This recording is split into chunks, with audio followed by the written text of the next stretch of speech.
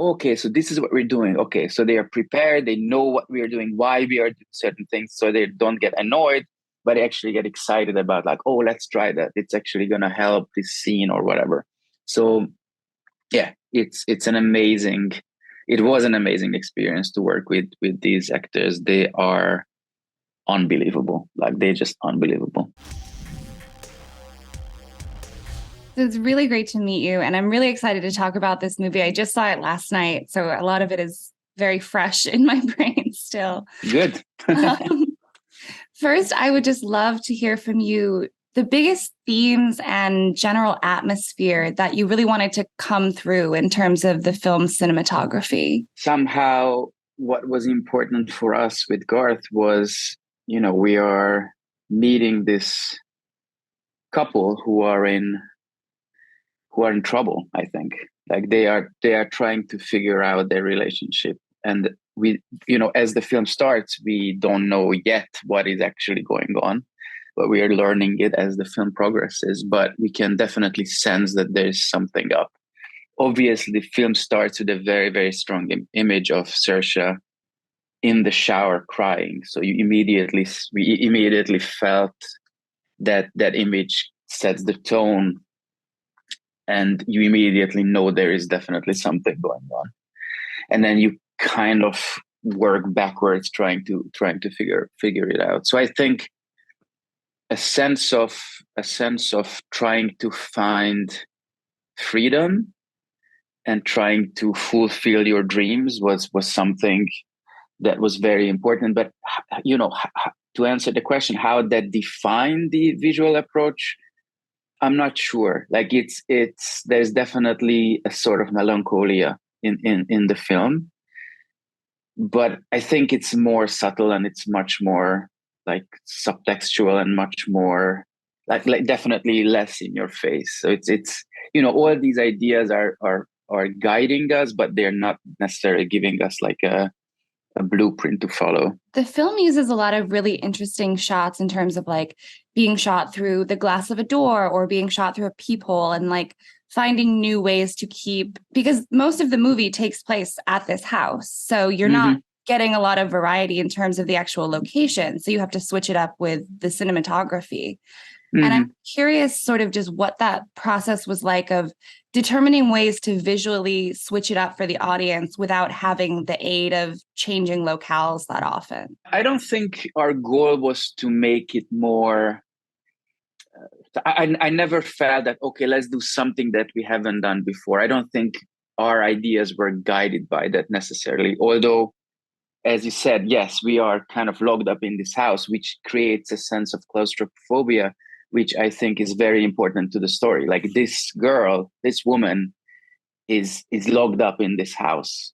Not figuratively, but like theoretically, that there's nowhere for her to go besides her job, and she's dreaming about traveling. She's dreaming about flying. She's dreaming about like leaving and seeing the world and meeting new people and having new experiences.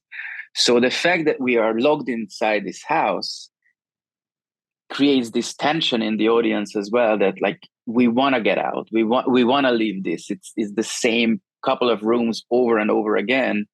So in a way, I felt we were embracing this idea of like, let's not fight this. Let's embrace the fact that it is the same thing over and over. It's the same living room. It's the same bedroom, and we just kept on going back. And I never felt, or I don't remember any discussions where this became a topic to kind of avoid this. Like we were like, okay, let's put the camera that is connecting to these characters the most profound way, and not worry about whatever happened before and not worry about whatever will happen after. It was more like instinctual than we I don't think we ever kind of planned the whole visual structure in that sense. Like Mhm. obviously there was an approach, but I don't think it was ever about like, oh, okay, let's make it different every time we go into this room. So we never have shots that are, oh, let's put the camera, here, because we never did it. No, it was like, okay, so what is the best? How can we get inside these emotions and as close to these actors possible. And are there any moments from set with Saoirse and Paul that stand out to you for any reason? I mean, having the chance to work with these two were like every day was just to be there in the same room with these two. It's like, being on a stage with these two actors as they have this amazing performance, and you just want to make sure you don't miss a thing.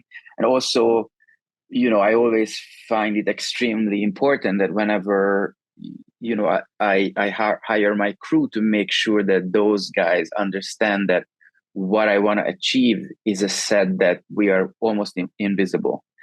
So we really, really try our best to kind of keep all the equipment out of the way, keep all the whatever, the going ons out of the way, because it's not great for the actors. So and if you ever require something from the actors that is very technical, I always try to first to explain what the idea is. Like, okay, so we are planning this shot that is very crucial, that you hit a certain mark, or you don't miss a light because that's the only way we're going to see you, or whatever. Like we always try to have these conversations prior, and then when we are on set, they can, okay, so this is what we're doing. Okay, so they are prepared, they know what we are doing, why we are doing certain things, so they don't get annoyed, but they actually get excited about, like, oh, let's try that, it's actually going to help this scene or whatever.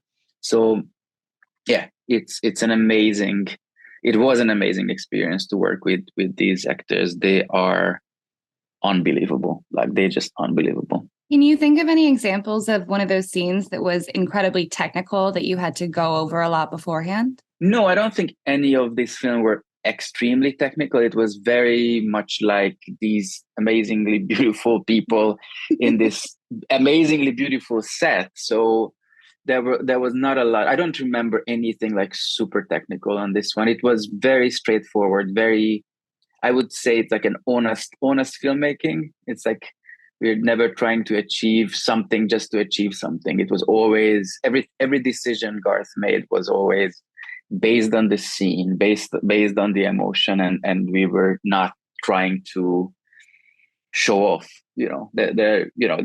I feel there's a lot of showing off going on in a lot of the films I see recently, and most of them, not all of them, but most of them, I feel are not just unnecessary, but they're actually hurting the film itself. Because me, when I'm watching these movies, I'm looking at the stunt, mm-hmm. instead of connecting to the emotions. And we really try to be as honest to the emotions and to the scenes as possible. And are there any scenes that stand out to you, either from trying to capture the emotion of what was going on in the scene or do some visual storytelling, scenes that stand out to you as especially challenging to get just right?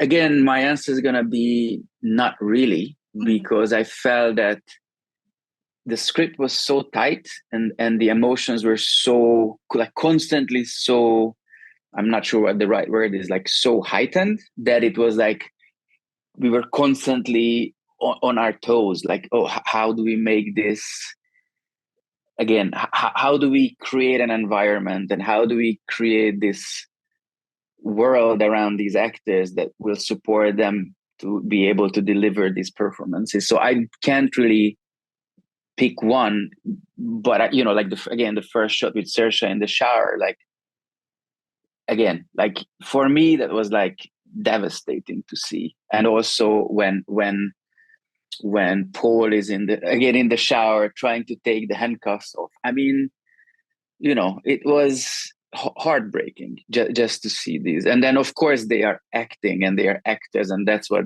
they do, but they are so convincing that you kind of fall in this silly trap of like, oh my God, is he okay? Of course he is. Like, that's what he does. And that's why it was like, and so every single day and every single time we were doing these scenes, we were like, I mean, all of these scenes were emotionally heightened to almost like to an extreme. And then if you think about a movie, there are several of these scenes that are, the whole, we just call them the pink scenes, at the end of the movie when Paul sees himself, basically. I mean, it was just, and then Saoirse leaves. I mean, it's just, you can imagine it was devastating on all of us in a way.